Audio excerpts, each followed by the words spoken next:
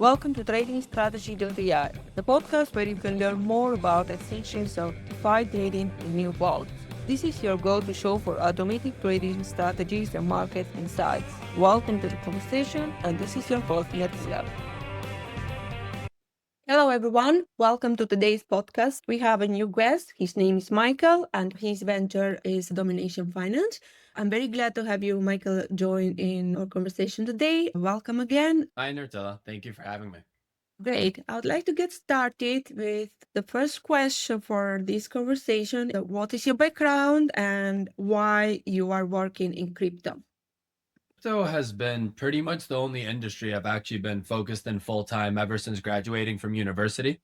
So, my first step into the industry was while I was in university, about halfway through, and it was 2017 summer. Obviously, that was really exciting. And I had a friend who is now my co founder show me Bitcoin and Ethereum. And obviously, as someone that was interested in tech, I was studying information systems.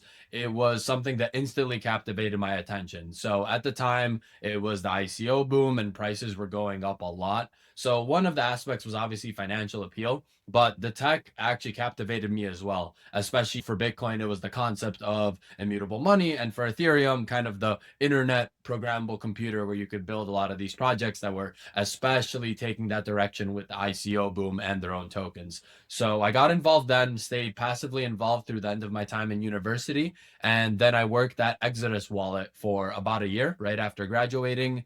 Then in the middle of COVID, stepped away there and ended up bootstrapping the early days of what became Domination Finance. So crypto has really been all I've known, and I've been full-time involved since mid 2019. Let's talk about your current venture. You mentioned Domination Finance. Can you give me some more insight and more information about what exactly you are working on with your co-founders? So the name, we hope, does a really good job of branding what we're doing. Domination Finance is making dominance trading possible.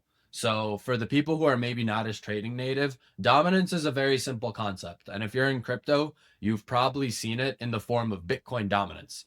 Dominance measures the market share of any asset or project even in its sector. So when we were looking at what to build out, this is something that took an interesting angle, especially seeing how crypto's developed. Bitcoin dominance is kind of the world's most popular dominance metric, even within crypto, but even in traditional finance. People don't explicitly trade dominance in the way that they look at and chart, Bitcoin dominance and Tether dominance in crypto. But this concept of being able to trade market share is something people do all the time, whether they know it or not. So, for example, if you're long only Bitcoin and crypto, that means you think Bitcoin's going to all other altcoins are a basket of altcoins, because otherwise you would hold those other assets if you think they would outpace Bitcoin's growth. So by holding only Bitcoin and crypto, you're almost inherently long Bitcoin dominance. And the really cool thing here is that this concept can be applied to other markets. So let's take, for example, the US stock market. If you choose to hold Nvidia instead of buying the S&P 500, you're long at Nvidia's dominance of the S&P 500 because you think Nvidia will outperform the S&P 5. This is something that people already do. Some of them do it directly, some of them do it indirectly. Our goal as a brand, as Domination Finance, is to make dominance trading mainstream and just another tool in the trader's toolkit. This is something that is already charted, referenced, and analyzed. We're making it tradable. Do you guys have Vault incorporated in Domination Finance? Yeah, absolutely. We just launched our most recent version in the beginning of May, which is a very full-fledged on-chain perp deck, similar to what you'll see with the likes of Avantis, Ostium, Gains Network, etc.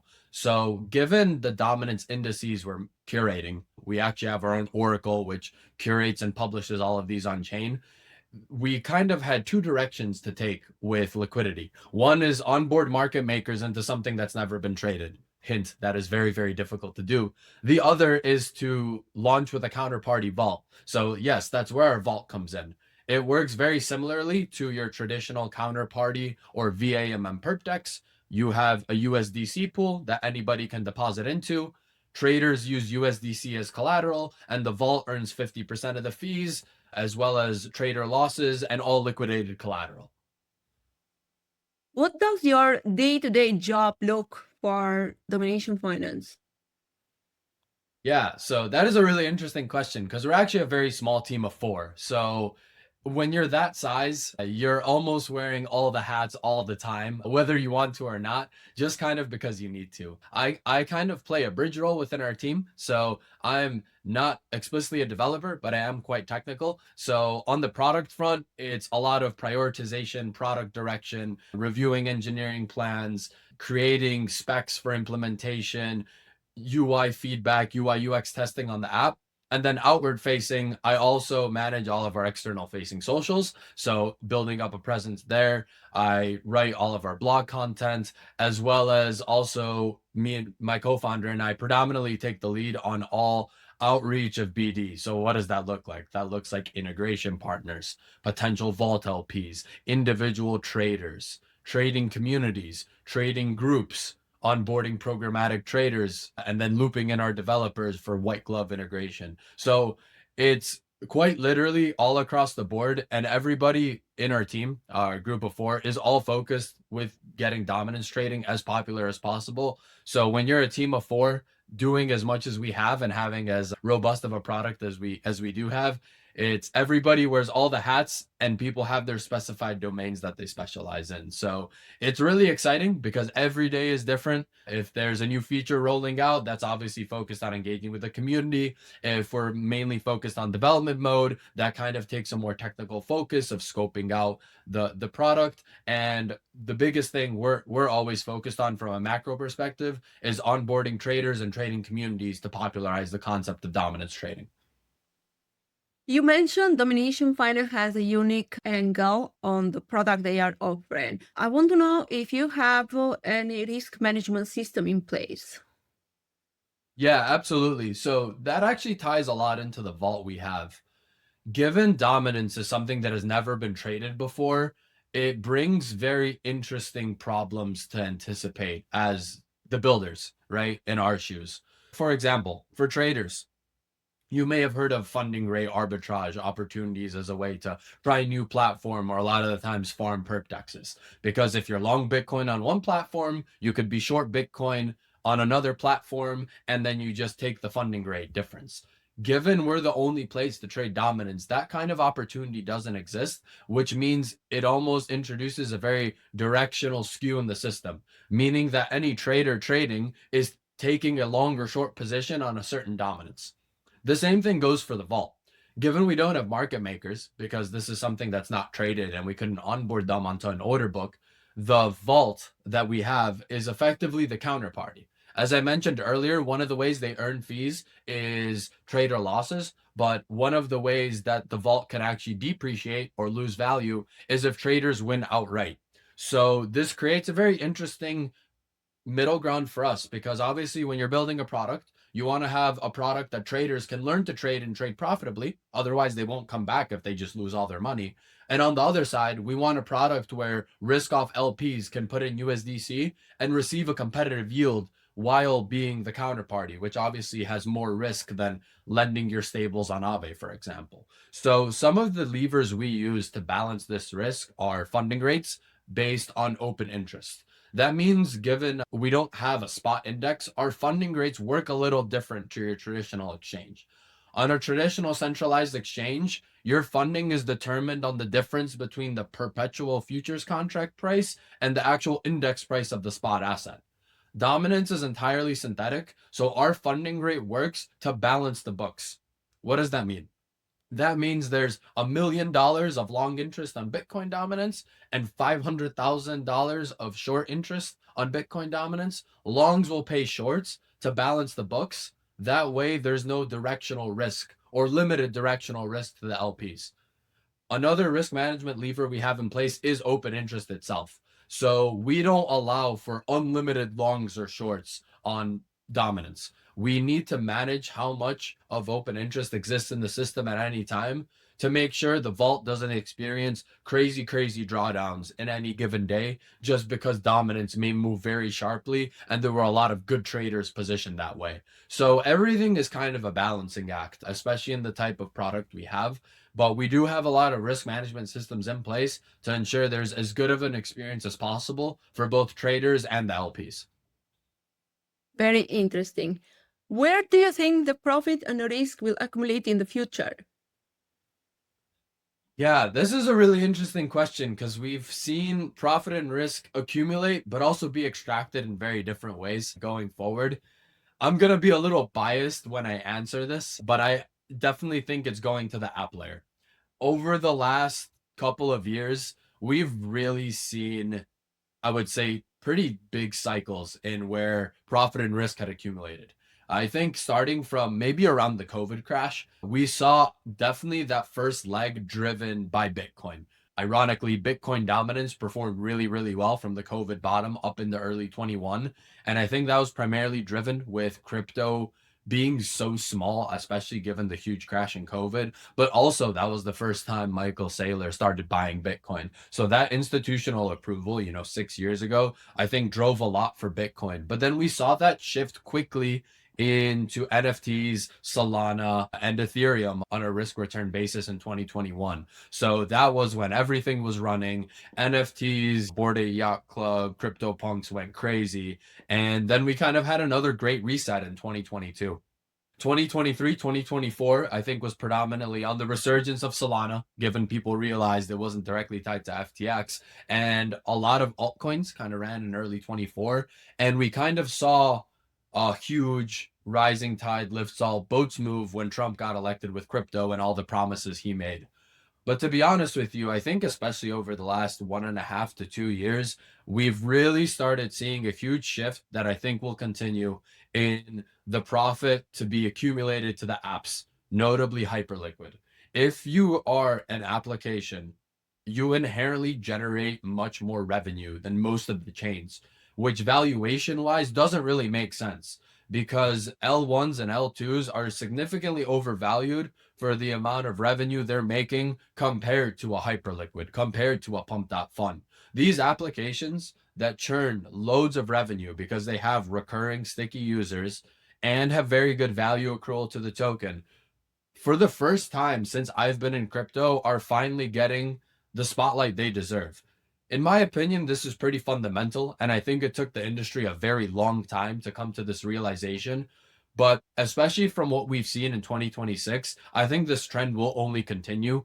The profit is going to accrue to the app layers, which makes sense. I think it's where most things that are consumer or institutionally facing, especially with movement of money, it should accrue.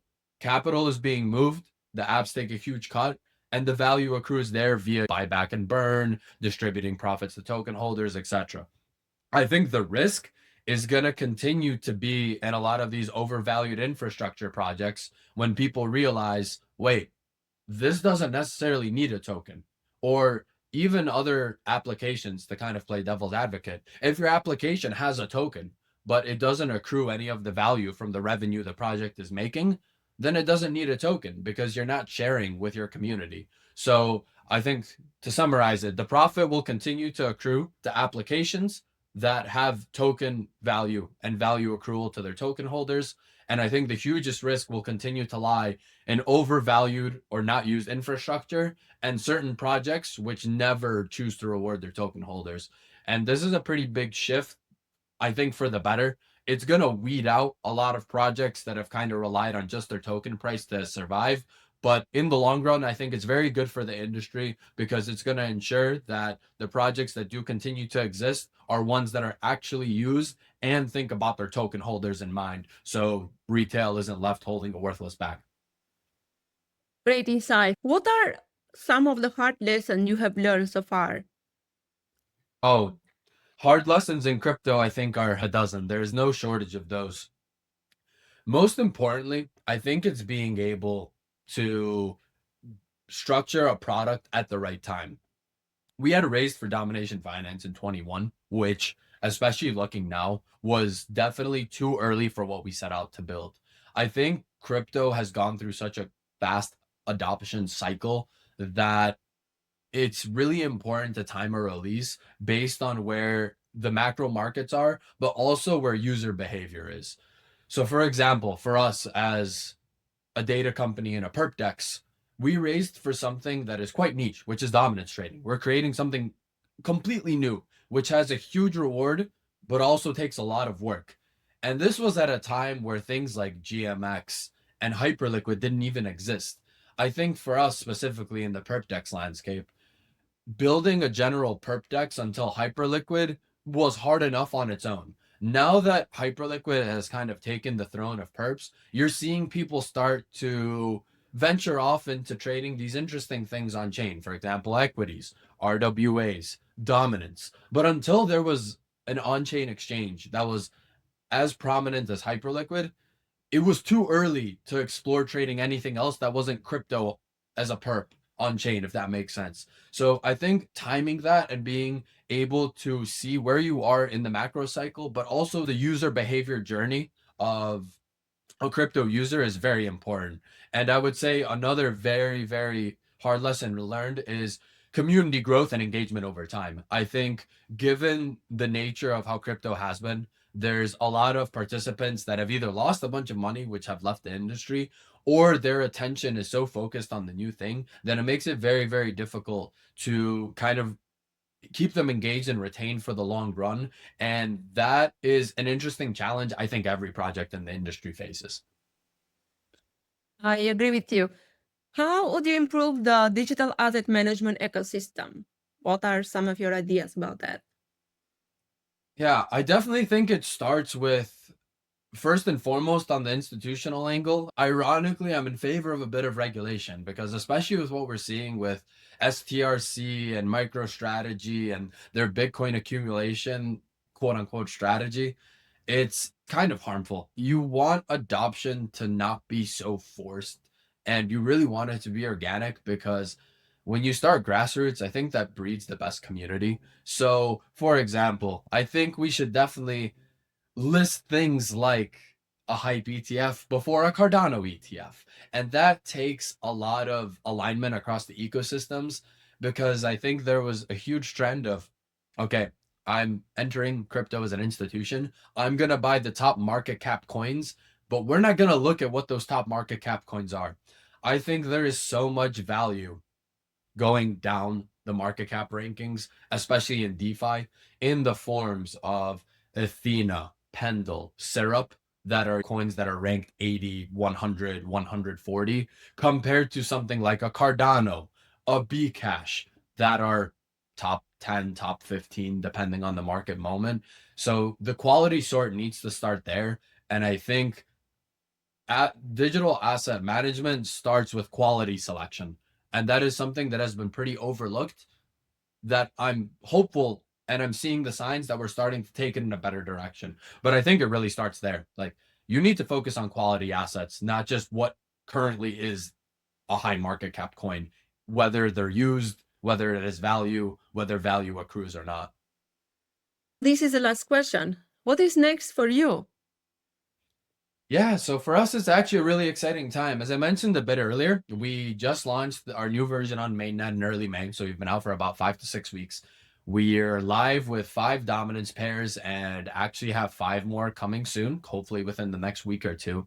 And our goal really is to take this niche or perp area by storm because dominance is something that is already so referenced and charted by traders and institutions alike for rotation. We just want to see them actually start trading it directly and expanding this concept of trading market share. I think the addressable market for trading dominance is huge. People already do it indirectly and directly. And for us, it's to make domination finance a mainstay in not only our niche, but in the greater finance community outside of crypto. Because as I mentioned earlier, the potential for this is massive. And it's one of the few things that is native to crypto that isn't explicitly done in traditional finance. But domination finance is going to make market share tradable. And we're going to do it in a way where everyone knows we were the first to make dominance trading a thing. Exciting times ahead. Thank you so much for all the insight you shared with us. That was quite an interesting conversation. I hope you enjoyed it as much as I did. Yeah, absolutely. Thank you for having me on. It was an absolute pleasure.